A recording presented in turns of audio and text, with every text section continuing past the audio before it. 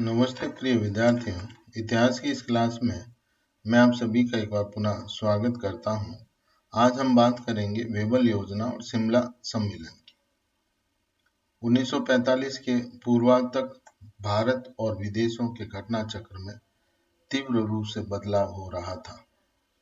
अक्टूबर 1943 में viceroy Lord लिथनिथगो की जगह नए वायसराय वेबल की नियुक्ति की गई। वायसराय बनने से पहले वेबल भारतीय सेना के सर्वोच्च सेनापति के पद पर कार्य कर चुके थे, अतः उन्हें भारतीय समस्याओं की पर्याप्त जानकारी थी। 1945 में द्वितीय विश्व युद्ध भी समाप्त हो चुका था। इंग्लैंड में इस समय चुनाव होने थे। इंग्लैंड में लेबर पार्टी का प्रभाव बढ़ रहा था और तत्कालीन प्रधानमंत्री चर्चिल, जो इस समय कंजर्वेटिव पार्टी के थे, लेबर पार्टी के बढ़ते प्रभाव से प्रभावित थे और उसको देखकर भारत में पुनः फिर से संवैधानिक सुधारों का नाटक करने की फिराक में थे और इसलिए चर्चिल ने मार्च 1945 को विचार विमर्श करने हेतु वायसराय वेबल को लंदन बुलाया। वेबल योजना या वेबल प्लान और शिमला कॉन्फ्रेंस।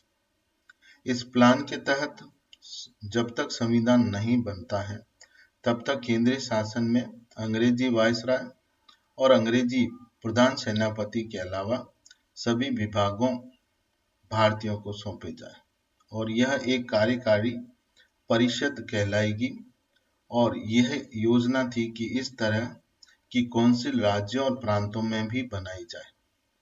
चर्चिल से विचार विमर्श करने के बाद वेबल भारत आए और जून 1945 में वेबल ने संवैधानिक सुधारों की रूपरेखा प्रस्तुत करने की योजना पर विचार विमर्श करने के लिए 25 जून 1945 को भारतीय प्रतिनिधियों का एक सम्मेलन शिमला में बुलाया। इस सम्मेलन में भाग लेने के लिए सभी भारतीय राजनीतिक बंदियों को रिहा किया गया, जिसमें गांधी जी भी सम्मिलित थे। उन पे से नजरबंदी हटा दी गई। 25 जून 1945 को शिमला में वेबल की अध्यक्षता में एक सम्मेलन प्रारंभ हुआ, जिसमें कांग्रेस, मुस्लिम लीग के अलावा सिख, दलित वर्ग के और केंद्रीय विधानसभाओं के यूरोपियन दल के रिप्रेजेंटेटिव भी आमंत्रित किए गए। अब हम बात करते हैं इस प्रस्तावों की। सबसे पहला प्रस्ताव था सांप्रदायिक समस्या का निराकरण किया जाए। दूसरा प्रस्ताव था हिंदू और मुस्लिमों को बराबर प्रतिनिधित्व दिया जाए। तीसरा प्रस्ताव था शूद्र और सिखों को भी प्रतिनिधित्व दिया जाए।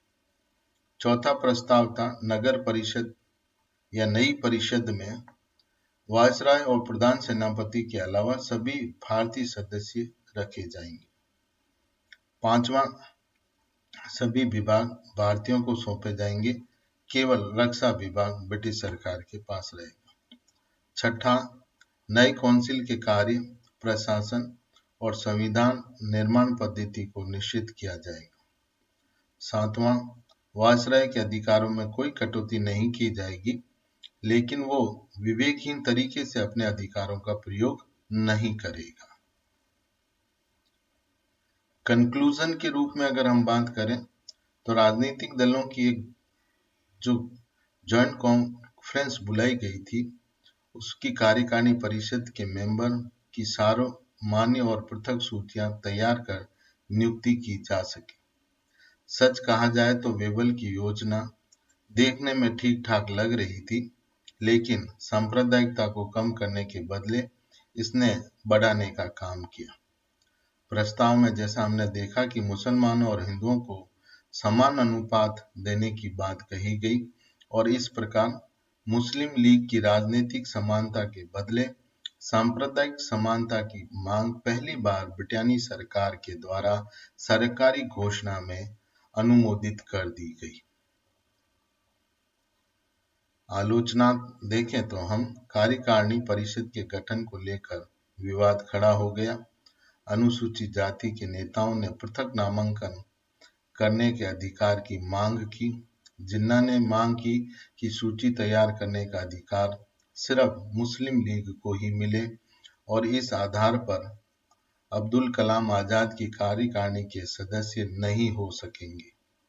जिन्ना की जीत और वेबल की अदूरदर्शिता से शिमला सम्मेलन असफल रहा और 14 जुलाई 1945 को वायसराय ने इस सम्मेलन को असफल कहकर समाप्त कर दिया। अब हम बात करते हैं वेबल प्लान के फेलियर के बाद क्या परिस्थितियां या क्या हुआ।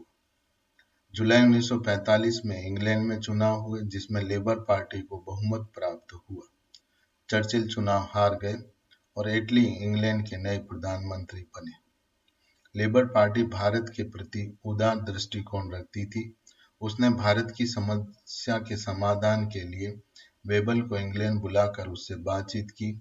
एटली ने भारत में प्रांतीय और केंद्रीय विधान परिषदों के लिए चुनाव पृथक कराने की घोषणा की।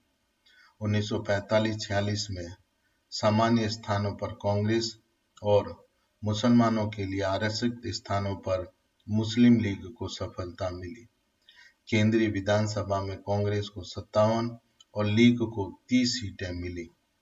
इस प्रकार प्रांतों में भी कांग्रेस को बहुमत मिला। फलस्वरूप हिंदू बहुल्य प्रांतों में कांग्रेस मंत्रिमंडल बने। बंगाल सिंध में मुस्लिम लीग की सरकार बनी और पंजाब में मिली-जुली सरकार का निर्माण हुआ।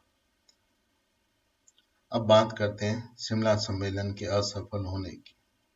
शिमला सम्मेलन शांतिपूर्ण आशापूर्ण वातावरण में प्रारंभ हुआ, लेकिन 2 दिन उपरांत ही स्थगित कर दिया गया। इसका कारण यह था कि वायसराय की कार्यकारिणी परिषद के निर्माण पर कोई समझौता नहीं हो सका था।